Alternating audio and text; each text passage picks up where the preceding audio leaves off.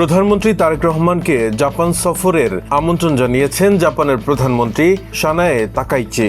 বুধবার ঢাকায় অনুষ্ঠিত বাংলাদেশ ও জাপানের ৭ম পররাষ্ট্র দপ্তর পরামর্শ সভায় এই আমন্ত্রণ জানানো হয়। পররাষ্ট্র মন্ত্রণালয়ের এক প্রেস বিজ্ঞপ্তিতে জানানো হয়, দ্বিপক্ষীয় আলোচনা চলাকালে জাপানের জ্যেষ্ঠ উপপররাষ্ট্রমন্ত্রী হিরোউকি নামাজু জাপানি প্রধানমন্ত্রীর এই আমন্ত্রণ পৌঁছে দেন। একই সঙ্গে তিনি ৮১তম জাতিসংঘ সাধারণ পরিষদের সভাপতি হিসেবে পররাষ্ট্রমন্ত্রী ডক্টর খলিলুর রহমানকেও জাপান সফরের নিমন্ত্রণ জানান। এর জবাবে বাংলাদেশেও জাপানের প্রধানমন্ত্রীকে ঢাকায় সফরের আমন্ত্রণ জানিয়েছে।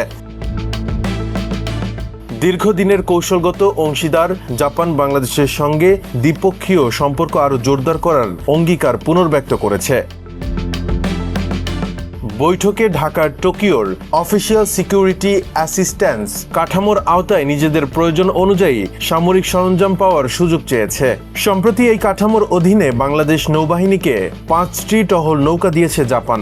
বাংলাদেশের এই অনুরোধের ইতিবাচক ইঙ্গিত দিয়েছে টোকিও। এছাড়া মাতারবাড়ি গভীর সমুদ্র বন্দর ও বিদ্যুৎ প্রকল্প, ঢাকা মেট্রো রেল এবং হযরত শাহজালাল আন্তর্জাতিক বন্দরের ৩য় টার্মিনালের মতো প্রধান প্রকল্পে বিগ বি উদ্যোগের মাধ্যমে জাপানের ধারাবাহিক সহযোগিতার কথা স্বীকার করেছে ঢাকা। বাংলাদেশ সবুজ জ্বালানি খাত ও টেকসই উন্নয়নে জাপানি প্রযুক্তি ও অর্থায়ন চেয়েছে।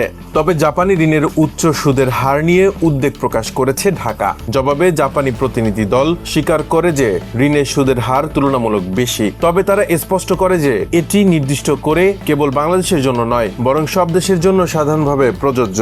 বৈঠকে মুক্ত ও উন্মুক্ত ইন্দো প্যাসিফিক দৃষ্টিভঙ্গি, অর্থনৈতিক অংশীদারি চুক্তি, দক্ষ জনশক্তি রপ্তানি, শিক্ষাগত সাংস্কৃতিক বিনিময় এবং রোহিঙ্গা সংকট সমাধান সহ দ্বিপক্ষীয় ও আঞ্চলিক বিভিন্ন বিষয়ে গুরুত্বপূর্ণ আলোচনা হয়।